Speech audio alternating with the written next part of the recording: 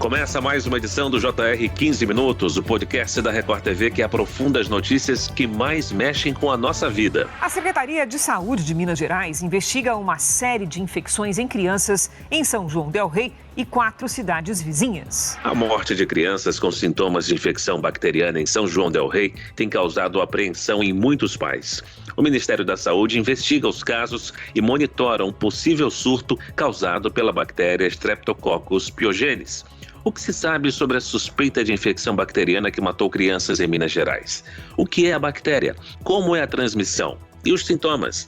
O 15 Minutos de hoje esclarece o que são as bactérias investigadas e os riscos com a coordenadora do Serviço de Infectologia do Hospital Felício Roxo, Cláudia Murta. Seja bem-vinda, doutora. Olá, Fara. Olá a todos. Muito obrigada pelo convite. Quem nos acompanha nessa conversa é a repórter da Record TV em Minas Gerais, Gisele Ramos. Gisele, algumas escolas retomaram as aulas após suspenderem as atividades em decorrência da morte de 3 crianças em São João del Rei. Agora, essa bactéria tem assustado os moradores, né? Ei, Fara, obrigada pelo convite. Olá, doutora Cláudia. Olha só, Fara, escolas de 3 cidades da região do Campo das Vertentes reabriram as portas depois de fazer uma desinfecção preventiva. Apenas São João del Rei e Tiradentes é que decidiram prorrogar a suspensão por mais alguns dias. No último fim de semana, uma equipe técnica do Ministério da Saúde esteve em São João del Rei para ajudar na apuração desses casos suspeitos. Até agora, as investigações que foram realizadas não evidenciam critérios que comprovem o surto pela bactéria Streptococcus pyogenes. Doutora Cláudia, o que é a bactéria? Essa bactéria, apesar de muita gente estar falando que é uma bactéria nova, é uma bactéria já conhecida há muitos anos, há décadas. É o Streptococcus pyogenes, também chamado do grupo A, e que é a bactéria mais comum de causar dor de garganta, de causar amigdalite. Então, certamente, muitos de nós já tivemos contato com essa bactéria e até mesmo já tivemos quadros de infecção bacteriana, principalmente a infecção de garganta, que é o mais comum dela causar. Ela pode causar também algumas outras infecções, como infecção de pele, mas o que mais chama atenção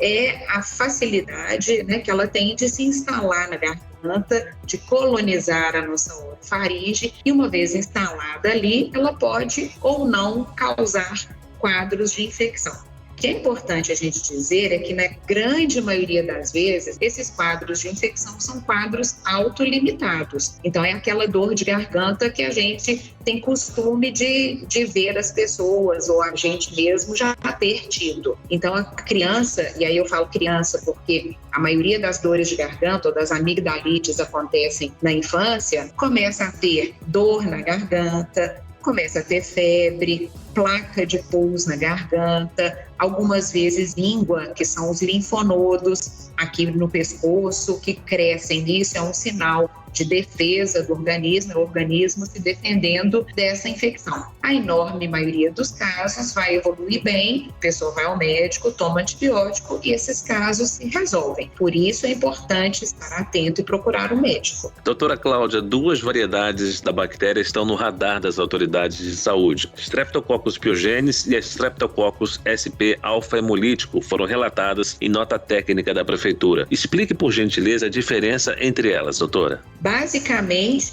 a mesma bactéria, Nós temos aí famílias de bactérias, para ficar fácil do pessoal entender. O Streptococcus é uma dessas famílias, da qual fazem parte esses Streptococcus listados. Quando a gente coloca SP, então tá lá Streptococcus SP, é porque não foi identificado que ele é o piógenes, igual ao primeiro. Ele pode ser o piógenes, que não se chegou à identificação final, ou ele pode ser um outro Streptococcus. Existe, por exemplo, um Streptococcus, que é um dos maiores causadores de pneumonia bacteriana, que é o Streptococcus pneumoniae, também conhecido como pneumococo. Para esse a gente tem vacina, a vacina está disponível na rede pública e na rede particular, e é importante que as pessoas que têm indicação de tomar, principalmente as crianças, que atualizem o seu cartão de vacina. Então, falar Streptococcus pyogenes ou falar Streptococcus SP hemolítico do grupo A, nós estamos falando basicamente da mesma bactéria. Essa bactéria que tem assustado os moradores de cidades do interior de Minas Gerais, como a senhora disse, doutora, é uma velha conhecida dos cientistas. Mas existe alguma maneira da gente evitar o contágio? O contágio dessa bactéria, ele é feito basicamente de pessoa para pessoa pela proximidade. Como eu falei, ela coloniza a nossa garganta. E as pessoas que estejam com ela causando infecção, e aí as pessoas vão tossir mais ou vão espirrar, elas emitem gotículas. E essas gotículas, então, é que vão contaminar a pessoa que esteja perto delas, numa distância aí de menos de 1 metro, ou se, por exemplo, eu tossir em cima aqui da mesa e ficarem gotículas ali e vir alguém colocar a mão e levar na boca, se a bactéria ainda estiver viável, porque ela vai morrer com o passar aí das horas, aí eu também posso me contaminar, ou através de um brinquedo que alguém tossiu em cima e passou de uma boca para outra, porque criança acaba fazendo isso, né? Então, o mais indicado e o mais necessário é a gente lembrar lá da época do Covid, que todo mundo aprendeu que tem que tossir cobrindo a boca, que a gente tem que higienizar as mãos com frequência, seja com água e sabão, seja com álcool,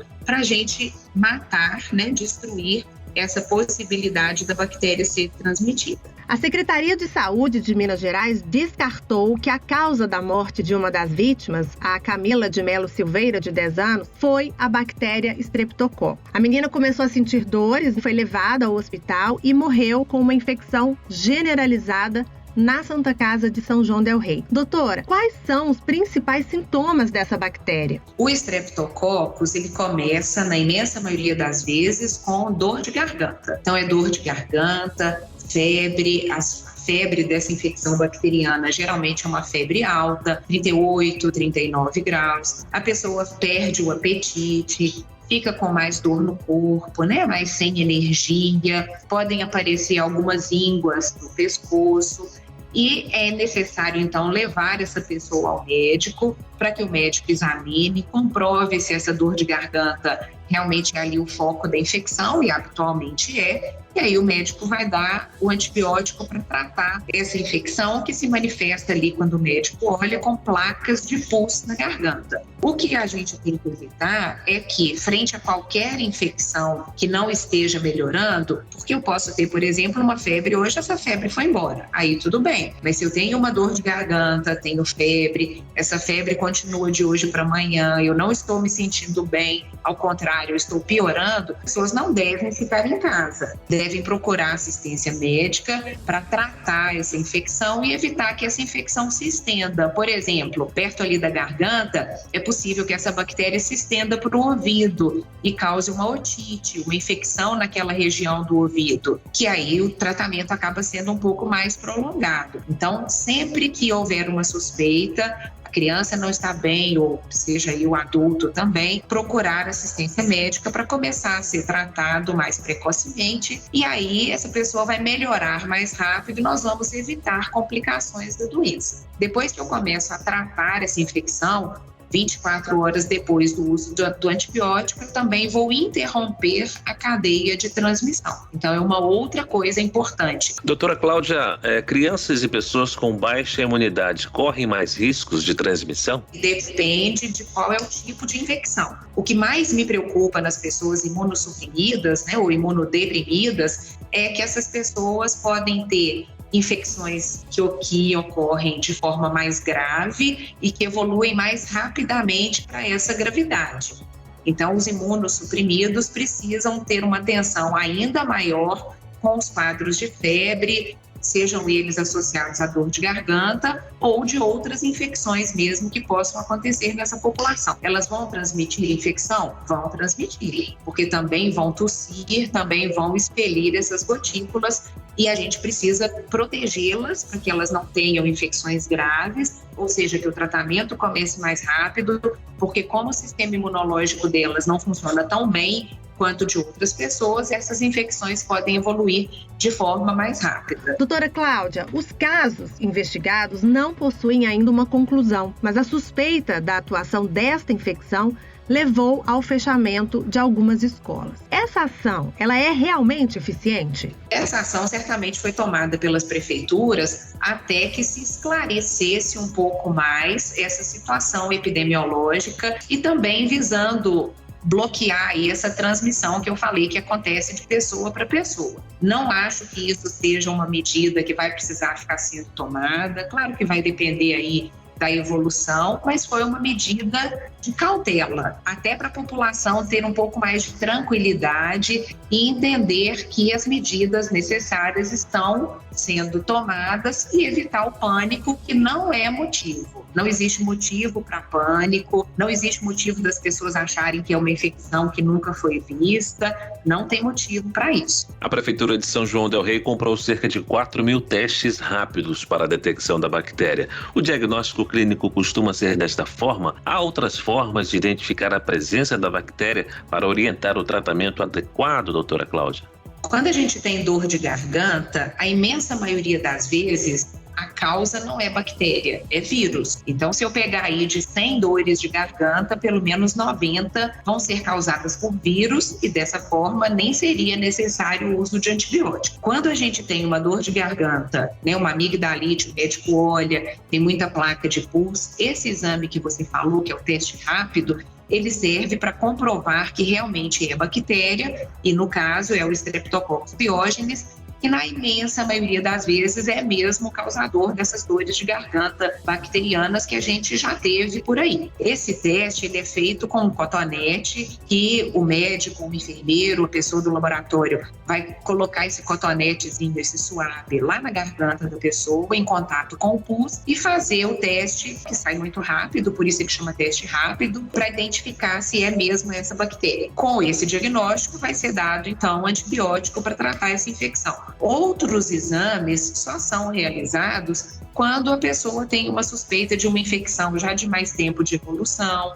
ou se ela está piorando mais rápido, que aí então poderia ser lançado mão de exames de sangue, mas que na imensa maioria das vezes não são necessários. O diagnóstico ele é feito ali no consultório, a pessoa já sai com antibiótico, vai começar a tomar antibiótico, 24, 48 horas a pessoa está bem.